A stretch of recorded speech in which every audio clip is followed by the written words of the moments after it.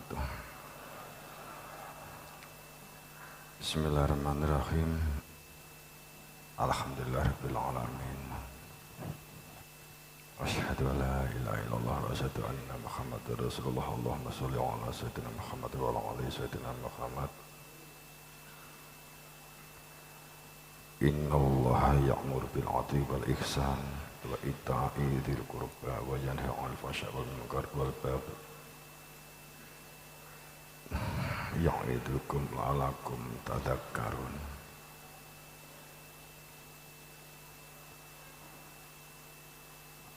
La haula wala quwwata illa billahil 'aliyyil 'azim. Jamaah rahimakumullah yang berbahagia, yang dirahmati oleh Allah.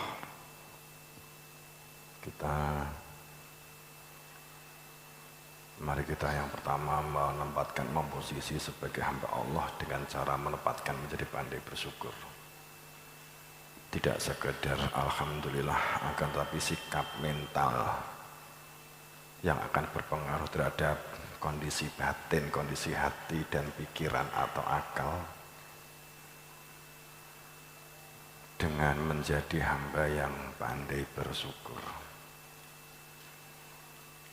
Saat kita bersyukur kepada Allah, indikator parameternya adalah menjadi penyimak pendengar yang baik, pemerhati, pencerna yang baik, dengan didasari sebuah karakter antumul fuqara ilallah, didasari bahwa hamba ini fakir, memiliki kebutuhan kuat dalam berproses kembali kepada Allah di semua aktivitas yang sedang dilakukan.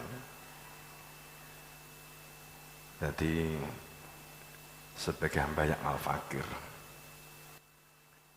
kalau panjenengan secara fakta memang bagaimana kita memiliki satu tujuan dapat menyatakan kembali kepada Allah hingga sampai di aktivitas berdunia ini. Saat kita tidak bisa mengidentifikasi, saat awal diwiki ora iso identifikasi karena nggak mengenal. Untuk dapat mengidentifikasi itu hanya dengan cara mengenal, maka al-awaluddin ma'rifat. Pangkal pokok menjalankan kehidupan ini adalah ma'rifat atau mengenal. Saat kita tidak dalam koridor kemakrifatan, congkrah, carut marut, judek, bingung, panik, itu menjadi yang harus dilalui, yang memang kehendaknya Allah, likaila ta'sau ma fatakum wa la tafraqu bima atakum. Yang kehendaknya Allah itu sebagai proses pembelajaran untuk memiliki kesadaran sebagai hamba Allah. Saat ini tidak ditempuh, maka ujian-ujian itu menjadi satu azab, bahkan menjadi sunnatul awalin.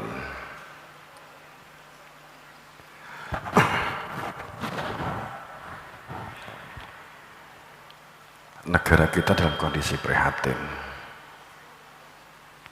pro kontra. Numpak bis alon ini sekarang sedang omnis bolo alon ta, bus lak bis. Jadi omnibus law ini sedang jadi pro kontra, demonstrasi di mana-mana. Situasi dan kondisi yang tercipta, nyaman ataupun enggak nyaman, enak tidak enak, bahagia atau menyenangkan, terkekang atau merdeka, kesenangan atau kebahagiaan, mengulang ya, itu sangat tergantung aktivitas gerakan kita, berpikir kita, berbicara kita. dan tuangan-tuangan kebijakan yang kita lakukan. Maka di dalam Garuda Pancasila itu kan hikmah kebijaksanaan.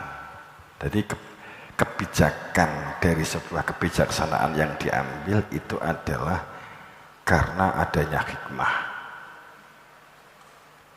Orang yang bergerak secara hikmah dalam kehidupan berdunia ini, kalau orang itu bergerak secara hikmah, yang dilakukan motivasinya itu adalah batiniah, ruhiyah,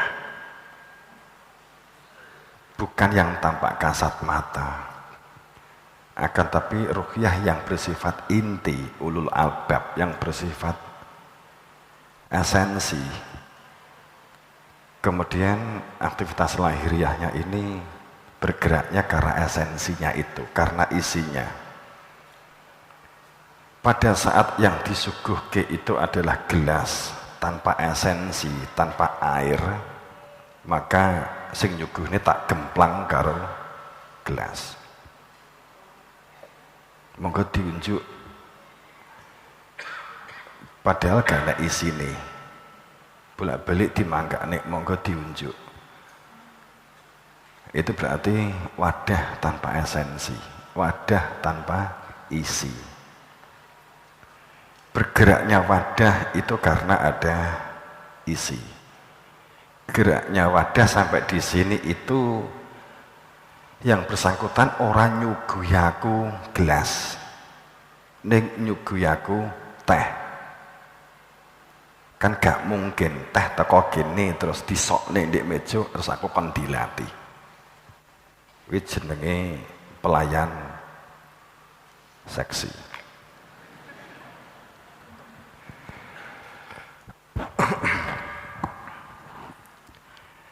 Pertikaian, percecokan, benturan, ketidaksamaan, perbedaan saat tidak dipandang sebagai adim, sebagai sebuah keberagaman, maka saat ini kita sedang mengalami ujian dalam level itu.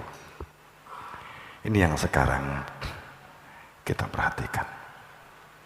Walaupun kita nggak akan membahas tentang hal itu, kita ikut membahas itu hanya debat kusir.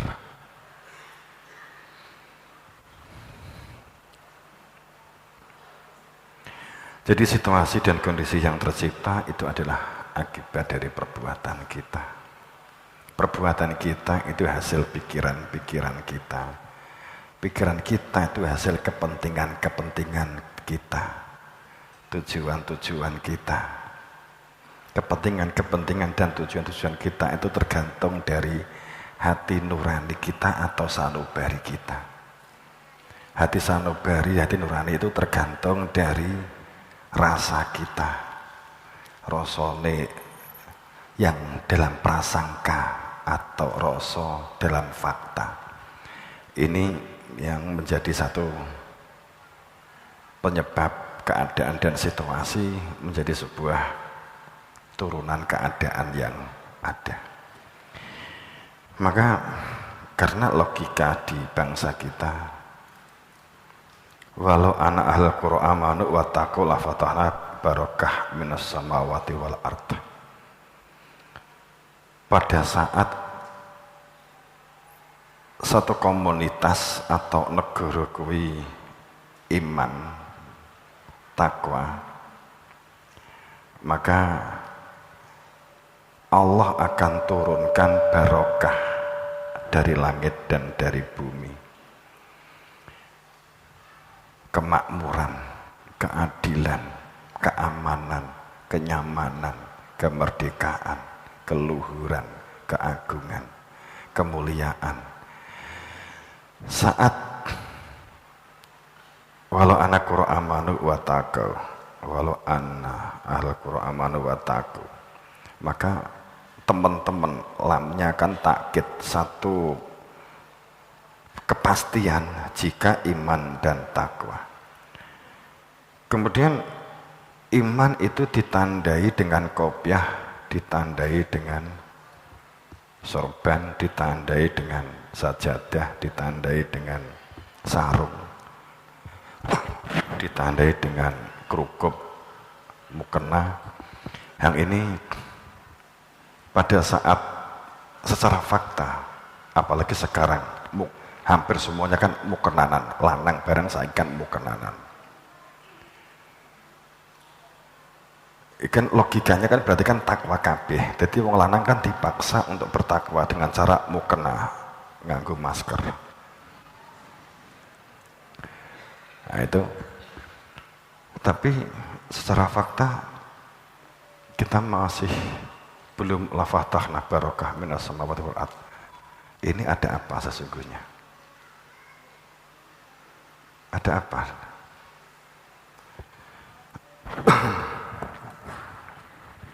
Kalau kita berbicara terkait dengan kondisi dan situasi yang ada, apakah ini akan surut atau akan semakin meningkat?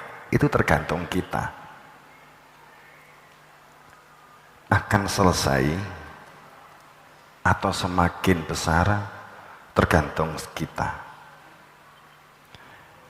Karena petunjuk guru kita tadhuriyatul alal batin. Hal yang lahir itu refleksi dari yang batin. Jadi keadaan yang tampak lahir ini menggambarkan yang batin. Kalau gerakan ini adalah penuh dengan kepentingan, berarti di dalam dadanya penuh dengan keserakahan.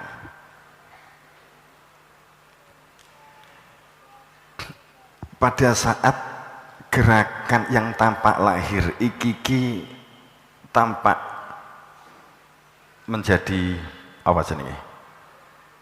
Yang lahir ini tampak banyak gerakan racun, maka yang di dalam batin ini juga banyak penyakit-penyakit hati. Itu tadhuriyatul alal batin. Hal yang tampak lahir itu merupakan refleksi gambaran yang bersifat batin. Ini keadaannya kan ini. Nah, kita seperti apa nyikapi kondisi saat ini? Apa yang harus kita lakukan? Gerakan-gerakan syaitani, jangan berpikir negatif saat saya mengatakan syaitan. Saya berpikir setan, saya mengatakan setan. Kita a'udzubillahi minasyaitonirrajim, kita berlindung dari aktivitas setan. Selalu kita ucapkan. Kita kan sering mengatakan itu toh. A'udzubillahi minasyaitonirrajim. Tapi sing direne setan sing di kan gak genah. Apa setan? Pikirannya awake dhewe lah ada makhluk, ada penduduk selain manusia yang disebut dengan setan. Kita tuh berlindung dari pengaruh-pengaruh negatif, pengaruh-pengaruh yang merusak, pengaruh-pengaruh yang menjadi hijab dalam proses kebaikan. Jadi penghalang-penghalang atau penghijab atau penutup seseorang untuk berbuat kemaslahatan, kebaikan, ketulusan, keikhlasan, ketulusan, kejujuran.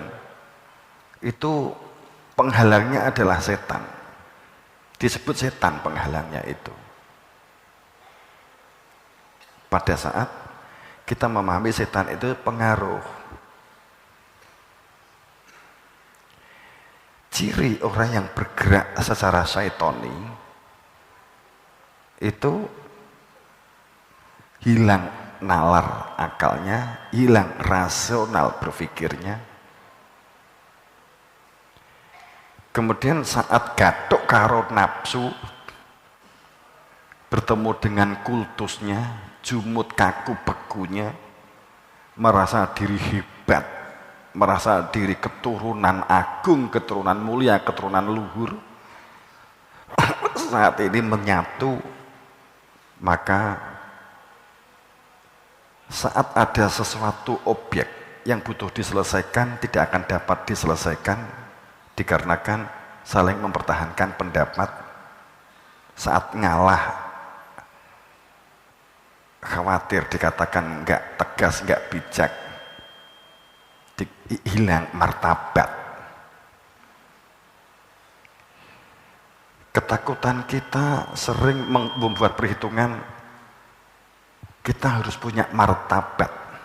Padahal martabat itu hanya sekedar telur dan teligu.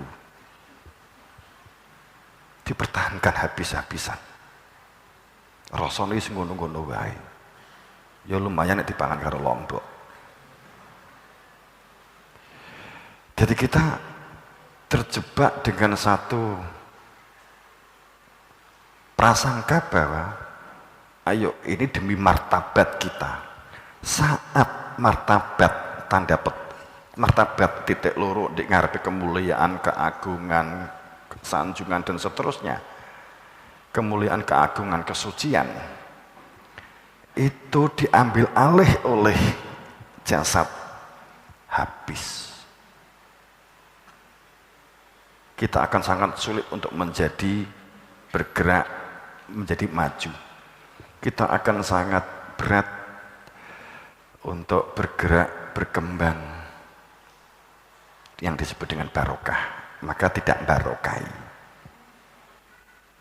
Ada saat bahwa kita letakkan pada sisi saat kita takut kehilangan martabat, sesungguhnya martabat itu sudah hilang.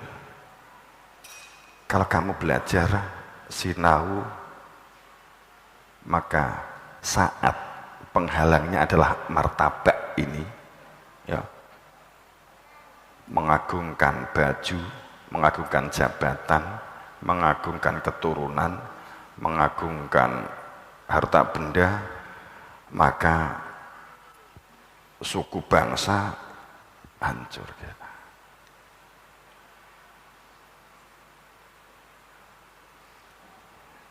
Logikanya dunia yang saat ini semua mengalami krisis, hampir semua, kalau nggak boleh dikatakan semua, krisis akibat virus.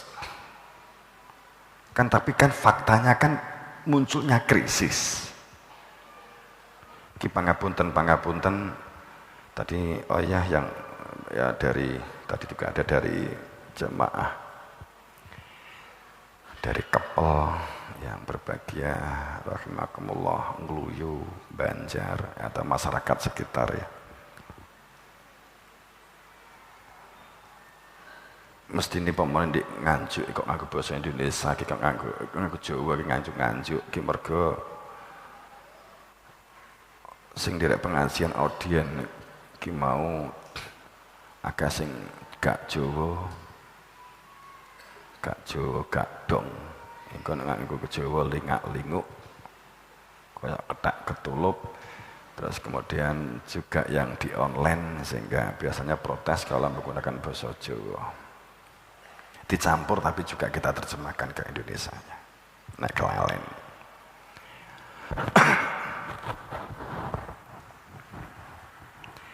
Jadi syukur itu duduk mong perkara mari kayak awak dhewe iki nek ngomong syukur itu wis identik karo masalah panganan. Pokoknya syukuran itu mesti panganan, geden-gedenan rasa syukur ya berarti geden-gedenan sing dibeleh. Ayam, bebek, banyak, munggah tapi wedhus,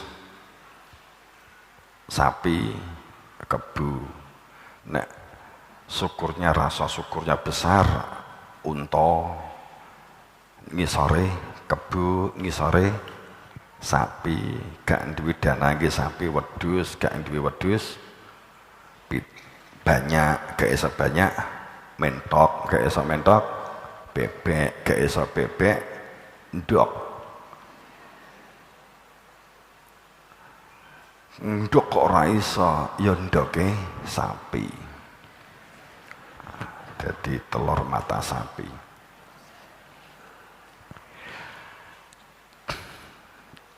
Keadaan dan jadi syukur itu seperti itu sudah identik dengan itu. Kita kebalik-balik kok mikir tuh kadang. Idza jaa nasrullah wal fathu wa ra'atan nasa yadkhuluna fi dinillah afwajan fasabbih bihamdi rabbika wastaghfir innahu kana tawwaba. Idza jaa nasrullah, saat anugerah pertolongan Allah diberikan, pertolongan Allah wujudnya anugerah, wujudnya rezeki, wujudnya apapun. Idza jaa nasrullah wal fathu, saat dibuka anugerah-anugerah itu, wa ra'aitan nas yadkhuluna fi dinillah, kita terjemahkan bebas untuk membuat padanan, bangunan kebersamaan, kekeluargaan, berbondong-bondong, itu datang anugerah Allah. Kemudian afazum fasabih, maka bertasbihlah. Pertama, maka bertasbihlah. Fasabih bihamdi rabbika, fasabih bihamdi rabbika fastaghfiruh, dan selalu mohon ampun. Kan kebalik, kalau mengacu ke ayat ini, kalau panjenengan itu, kalau panjenengan dapat anugerah, jabatane munggah, gajine naik, ditampa ndek nggone pegawai, sekolahe ditampa sing diangen-angen, nek ngacu kepada ayat kuwi malah istighfar. Dadi kowe iki nek betok itu langsung astagfirullah, aku kok iso tuku mobil ya Allah, ngono mestine. Jadi kebalik. Terus nek wayah jeblok ketiban utang, tertimpa tangga, jatuh pula, langsung beleh unta. Nek ngacu ayat ngono. Jadi saat kowe iki ceblok, rezekimu hilang, kelangan, kecopetan, langsung syukuran. Alhamdulillah. Ini apa? Luar biasa, agama kecopetan, entek, alhamdulillah, aku harus syukuran beleh pedus. Engko langsung dikubur. Kalau kamu kepada ayat kan malah demikian. Kenapa ayat semacam ini? Jadi di syukur itu sering saya matur, terbuka, lapang dada, nyeger, itu perilaku syukur yang mestinya menyertai kita gitu ya. Kita tuh, nanti kalau kita pangapunten, kalau nanti ada hal yang baru, tapi bukan berarti, anggap aja keberagaman. Seperti semula kamu tuh belajar sejarah pada zaman kuliah biyen, kemudian bar kuwi terus kowe belajar matematika. Nek mbok gandeng nek mesti mumet gitu loh ya. Nek belajar matematika sejarahnya tinggalan. Gitu loh ya. Syukur iki selama ini wa id ta'adzana rabbukum la in syakartum, kowe nek maca Quran nganggo cara maca terjemah bledru. Di ngisor tulisannya gini, karena maklum Allah, kan gitu. Wa id ta'adzana rabbukum, karena maklumnya sehingga kamu dapat anugerah, maka bersyukurlah. Ngono terjemahannya. Ya iki enggak salah. Karena kita itu semua pada saat memperoleh anugerah itu hanya karena maklum Allah. Orang yang maklum namanya jenenge dimaklumi, itu pasti yang maklumi itu ya wis alah ya mung surip kan gitu. Maklum. Wong ya cah cilik ngompol mbok ndek masjid, wong cik digendong utawa cik dititah. Mosok dinesoni, kita maklum. Kita maklum. Tapi nek sing ngompol jaki. Gitu. Mbok kuwi ora sengaja keturun ngompol. Diamuk wong sak masjid. Enggak maklum. Nah, mungkin kan itu. Jadi pada saat wa ta'adzana rabbukum la in syakartum, itu syukur ini mestinya adalah wa ta'adzana rabbukum adzan. Jadi orang yang bersyukur itu berkaitan dengan seruan kebenaran tentang sistem bertuhan. Tak lengkapi saat wa ta'adzana, nek di bahasa ini seperti tadi untuk memudahkan pemahaman, wa ta'adzana, taknya adalah tak mukotob.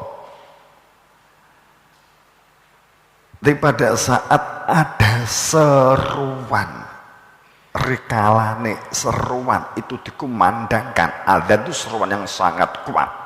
Makanya di adzan itu nganggo speaker geden-gedenan. Mergo ayate wa ta'adzana rabbukum itu nganggo seruan yang sangat kuat. Sebenarnya sangat kuat, bukan sangat keras sebenarnya. Wa ta'adzana rabbukum la in syakartum. Hebat.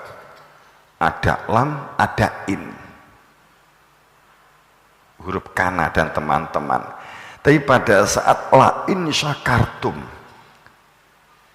tenanano, benar-benarlah kamu menempatkan pada posisi syukur saat ada seruan yang sangat kuat mengenai sistem Tuhanmu. Rob itu pendidikan menuju kepada Tuhan, kesadaran menuju kepada Tuhan, aktivitas menuju kepada Tuhan. Ini dalam sistem itu Rob.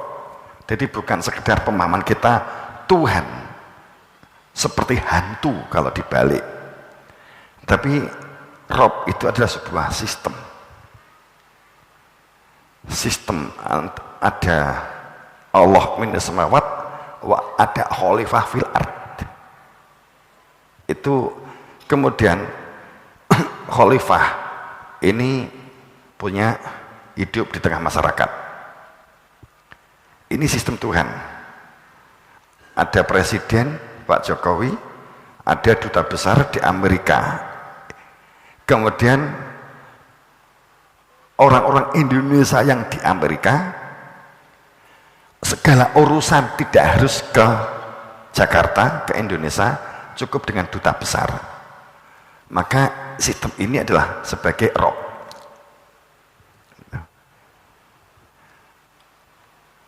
Itu kalau disebut rob pasti ada unsur tatap muka. Saat seruan dikumandangkan, maka memposisilah menjadi orang-orang yang bersyukur. Ja'alalakum sam'a wal absor. Allah telah meletakkan sam'a wal absor wal afidah, maka posisilah menjadi hamba yang pandai bersyukur. Kan itu. Tanpa kita meletakkan syukur sebagai sebuah sandangan, kita menerima sesuatunya akan menjadi sangat berat. Sesuatu sangat berat. Lagi gremang-gremang awal kok roro dewa. Jadi ngomong syukur lo ya kian. Kedua salawat salam pada junjungan kita Rasulullah Sallallahu Alaihi Wasallam, sahabat dan para imam. Jadi sholawat, kenapa kita bersolawat? Gandeng. Sholawat itu penyatuan kehendak supaya di dalam sunnah. Saat sunnah dilanggar, saat sunnah disalahfahami, saat sunnah diabaikan, maka akan muncul peringatan-peringatan dari Allah. Kelaparan, penyakit, kebingungan, ekonomi. Itu saat sunnah dilanggar.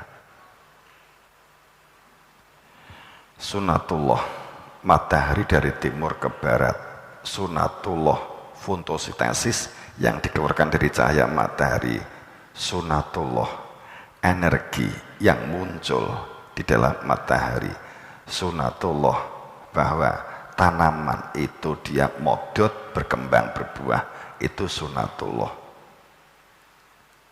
Kemudian ada sunatul rasul, bagaimana cara mengaplikasikan sunatullah dengan satu inti tatanan lahir syariat, satu inti tatanan syariat.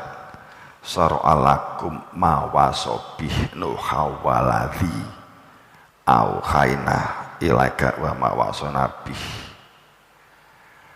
Intinya syariat, intine laku syariat itu yaitu tidak berpecah belah. Syariatnya para nabi, para rasul itu tidak berpecah belah. Kan intinya syariat ini. Apa yang diwasiatkan tentang syariat Nuh, Ibrahim, Musa, Isa itu adalah an aqimuddin wala tatafarraqu, tidak berpecah belah. Saya sering matur, tapi enak kalimatnya kan tatafarraqu, jadi bukan sekedar ngumpul rokokan, enggak. Kalau wala farokun atau wala tafarraqu, sing penting ngumpul ngobrol. Apa meneh lek wala farraqu berarti kumpul ngobrol ngrasani gak apa-apa. Itu pada saat ternyata kalimat di dalam ayat ini adalah wala tatafarraqu. Farokon itu pecah, tafarraqu juga masih pecah. Ojo pecah kan begitu kan? Tatafarraqu ada infinitif. Sehingga pada saat dikatakan wala tatafarraqu, jangan berpecah belah. Ini ada metode atau cara supaya orang berpecah belah, ini alatnya supaya menyatukan. Maka tersebut di dalam ayat itu kaburu alal musyrikin mad'uhum ilaih. Tapi itu berat kanggo wong sing musyrik. Musyrik ya aja mbok fahami di kuburan, nyembah kuburan, bukan sekedar itu, bukan itu. Nek wong musyrik memahami ini seperti itu gampang, kayak dene Nabi Ibrahim dakwai. Nabi Ibrahim itu dakwai gampang banget kalau menurut legenda. Entik. Wong mung mecoki patung bar turu. Jadi Nabi Ibrahim itu sing mlebu ning Quran kewiki marani patung dipecoki sitok-sitok. Nabi Muhammad awalnya juga patung dijangkrak-jangkrak nih kan gitu. Karena kita memahaminya legenda. Karena yang berhala yang dimaksud bukan itu.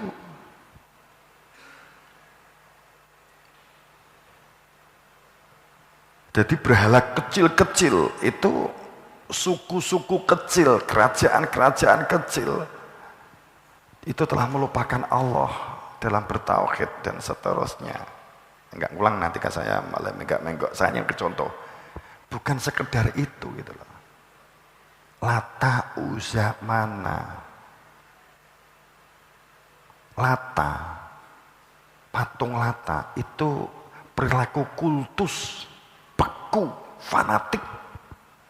Lata Uzza perilaku yang hanya mengejar kesenangan. Ini yang diorientasikan. Lata Uzza mana?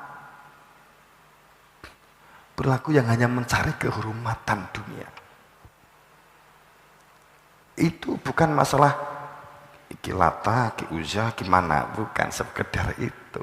Nek ngrotok yo ending nedak wae. Itu kalau maka dikatakan bahwa inti tatanan lahir syariat yang dilakukan oleh jasad Ini adalah masalah tidak berpecah belah. Inti syariat itu sih.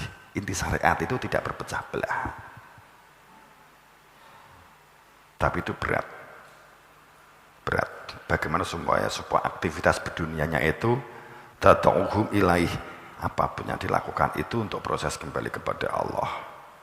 Itu akan menjadi berat. Ya. Mad'uhum ilaih. Mayati, jadi ada petunjuk kok, ada perkara petunjuk.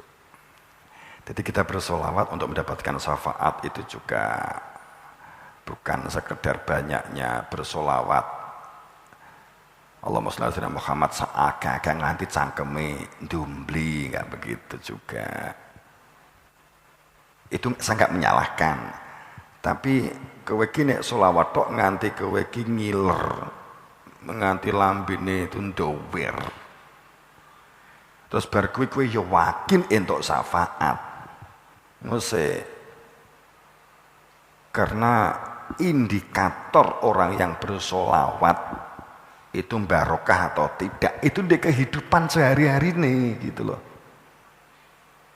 Manfaatnya enggak karo lingkungan, memberdayakan diri enggak, komunikasi ini piye. Jadi ciri sholawate itu nembus sebagai syafaat Rasul itu dilokne matur nuwun gitu, dikritik gak terima meneng, malah maringi, nek dirasani malah syukuran. Jenengan nek dilokne nesu apa pegel?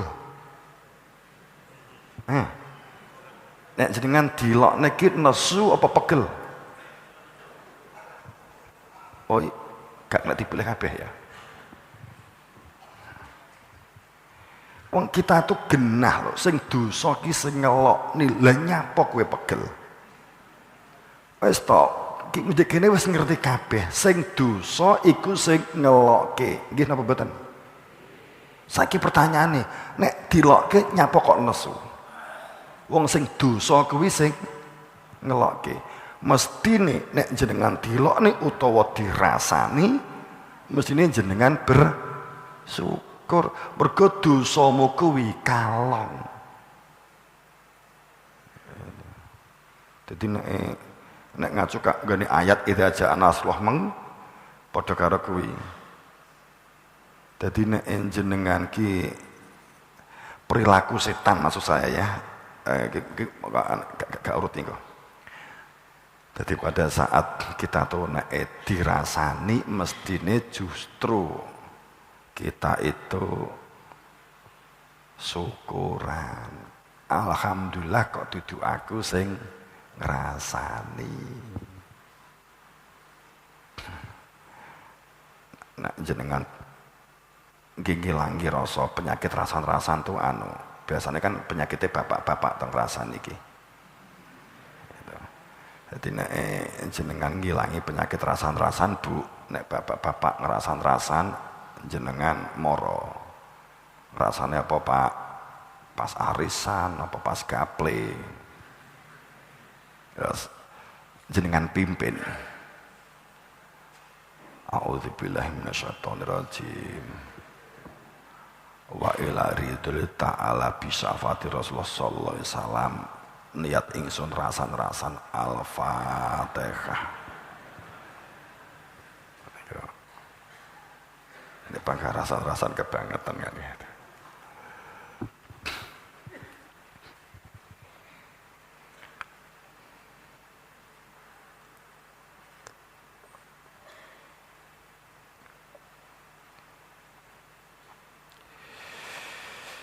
Jadi perilaku hoak, perilaku kebohongan, perilaku setan, dampaknya ngumpul saat ini, akumulasinya saat ini.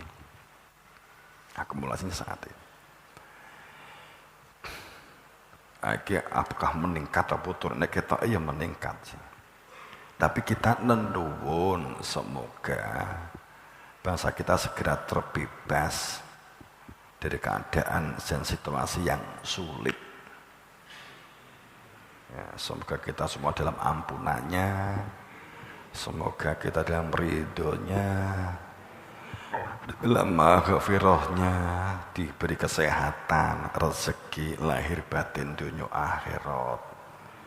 Semoga kita oleh Allah panenane lancar, sing dadi tani dagangane lancar, payu sing duwe dagang, sing duwe arepe wis wayahe nikah ndak entuk judune, sing diutang dan kesaur utange. Yes. Donga-donga sadurunge iki amine kalem. Nek wis ngomong utang karo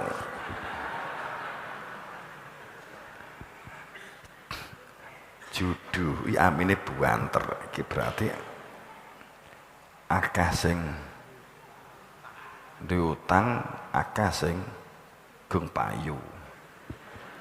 Wis mung sing amin golek ana dhewe.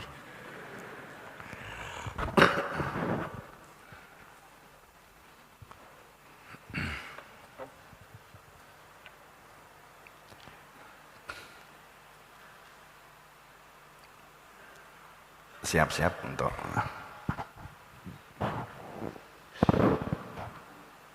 dayi teko tembang dolanan. Siap. Ini sebelum itu saya matur.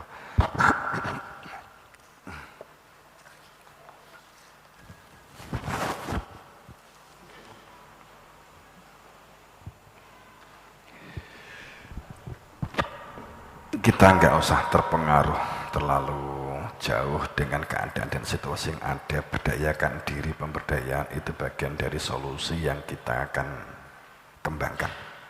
Itu bagian dari sebelum ini saya katakan itulah sabahalilah, maha sucikan Allah, memahasucikan Allah. Memahasucikan Allah itu ya bukan banyak kalimat lisan subhanallah subhanallah subhanallah nganti lali anak buju, bukan ini. Tapi orang yang memahasucikan Allah itu orang yang mengetahui potensi dirinya, orang yang mengetahui potensi lahan, orang yang mengetahui potensi lingkungan, kemudian melakukan aktivitas, melakukan kegiatan ibadah, menanam, itu ibadah loh ya. Itu orang yang sabahalilah mafis samawati wal ardh. Dengan bahasa setiap tanaman, tanduran dan semua makhluk Allah itu memahasucikan dengan bahasanya masing-masing. Memahasucikan dengan bahasanya masing-masing. Terlepas kalau Anda punya pengalaman bahwa enek sing muni aku roh bahasane apel dalam memahasucikan Allah, piye? Nek menungso subhanallah, Allahu akbar, alhamdulillah. Sering difahami seperti itu. Orang yang memahasucikan Allah kemudian dengan bahasanya masing-masing untuk tanaman itu nek we bagian roh kongrite roh we bahasa mangga dalam memahasucikan Allah. Bagaimana apa dalam memahasucikan Allah? Nek gak roh takok aku. Enggak ada. Yang selama tanaman itu saya kenal, maka saya tahu bagaimana dia membahasakan dalam memahasucikan Allah. Tak dudui. Ngidul piye bahasane pari memahasucikan Allah. Nek bahasane pari wis roh, mau bar magrib wis do mangan. Itulah dia cara memahasucikan Allah. Antarane sego, pelem, apel, rambutan, duren, apa neh, anggur, itu kok yo beda-beda rasane, upamane bahasane podo, apel, anggur, durian rasane podo, apa disebut masing-masing. Faham maksudku? Itulah yang sesungguhnya bahwa setiap makhluk atau tanaman dia sesuai dengan bahasanya masing-masing. Rasa gitu loh. Ini yang konkret. Jadi nek wong aku krungu kok bahasane iki ngene. Nah, sik kuwi mikirmu ngene dhisik, stres ki wong ki ngono dhisik. Itu cenderung mengarah ke stres. Walaupun bisa jadi juga akan muncul, tapi sesungguhnya yang konkret, yang dapat dikenali, itu adalah rasa. Maka kalau kamu mengajak tanaman mangga untuk kamu ajak subhanaka, tanam. Sebagai contoh kan begitu. Itu duduk subhanallah, subhanallah, enggak berbuat apa-apa. Bagaimana memasukkan Allah kalau manusia? Apa cukup dengan lesan?